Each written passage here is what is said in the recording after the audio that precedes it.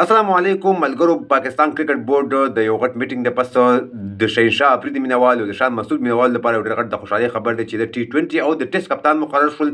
دغه دوه څه کوم چې د ټي 20 کوم یو کپتان مقرر شو، د ټیسټ لپاره کوم یو کپتان مقرر شو او د او ډي اي لپاره کوم یو کپتان مقرر شو. او بابر اعظم مینوال لپاره کې یو ډېر بد خبر دی او سچن ټنډولکر د ویرات کوهلي په اړه باندې یو ډېر مهم بیان ورکړی دی. ټول معلومات د سره کوم ویډیو خپل مګوري او مخکې ملګرو سره ضرور شریک کړئ. راځو ملګرو درس نه مخکې بابر اعظم په اړه باندې دغه مهم خبر شریک کوم چې بابر اعظم د دریو واړو فارمیټونو استعفا ورکړه، د ټي 20 نه، د ټیسټ نه، د او ډي اي نه. هغه د ورلد کپ کې چې کوم پرفارم وکړو د هغه پرفارم نه وروسته چې دغه پاکستان کرکټ ټیم بیکاره پرفارم وکړو، سیمپایان تندار پیدا کړ. د هغې نه علاوه ډېر زیات میچونه په دغه ورلد کپ کې وبایلل.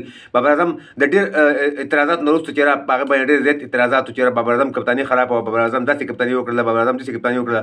د هغې نه وروسته بابر اعظم استعفا ورکړله درې واړو فارمیټونو. او د پاکستان کرکټ ټیم د میټینګ نه پس د ټي 20 کپتان چې کوم دی هغه نوی کپتان مقرر شو. شهنشاه افریدي مینوال لپاره ډېر د خوشحالۍ خبر دا دی چې هغه د ټي 20 کپتان مقرر شو او د ټیسټ لپاره په الحال شان مسعود کپتان مقرر شو. د پاکستان کرکټ ټیم نوی کپتان چې کوم دی ټیسټ لپاره هغه شان مسعود مقرر شو. او د او ډي اي لپاره په الحال پاکستان کرکټ فیصله نه کړې چې کله او ډي اي لپاره فیصله وکړي او کپتان مقرر کړي. هغه هم درته شریکو. فی الحال دغه درې مهم خبرونه چې بابر اعظم استعفا ورکړله، ټي 20 کپتان شهنشاه افریدي شو، د ټیسټ کپتان چې دی شان مسعود شو، د او ډي اي کپتان چې کله مقرر شي انشاءالله هغه هم تاسو شریکو. سچن ټنډولکر طرف ته راځو چې د ویرات کوهلي لپاره باندې ډېر مهم بیان ورکړی دی چې ویرات کوهلي چې کله بلین خلاف سنچري ووهله، سلیزه یې وکړله. سچن ټنډولکر په یو بیان کې لیکلي چې خوشحاله یم چې یو بهارتي یو انډیا والا زما ریکارډ مات کو. یعنی په دې باندې زه فخر کوم چې یو انډین بیټسمین، یو نوي ځوان بیټسمین زما ریکارډ مات کو چې انډیا د سیټ نه دغه بیټسمین دی چې د بل ملک د سیټ نه نه دی. او نو دا شکر دی په هغې باندې هغې ډېر زیاته خوشحالي منو کړې ده.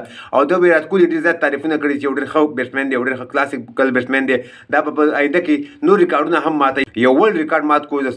د زیاتو سنچریانو ریکارډ چې کوم هغه د سچن ټنډولکر سره د آل ټیمونو په خلاف باندې. نو د سچن ټنډولکر دغه غټ ریکارډ چې کوم دی دغه ویرات کوهلي په خپل نوم باندې کو، د نیوزیلینډ خلاف چې کوم سیریز ووهله. نو دغه د کرکټ تازه معلومات چې تاسو سره مې شریک کړل د ویډیو کتلو ډېره مننه. ویډیو د خپل ملګرو سره ضرور شریک کړئ. زموږ پیج هم درسره فالو کړئ او یوټیوب چینل درسره ضرور سبسکرایب کړئ نور کرکټ تازه معلوماتو لپاره. نور ښه وخت ولرئ. د الله په امان.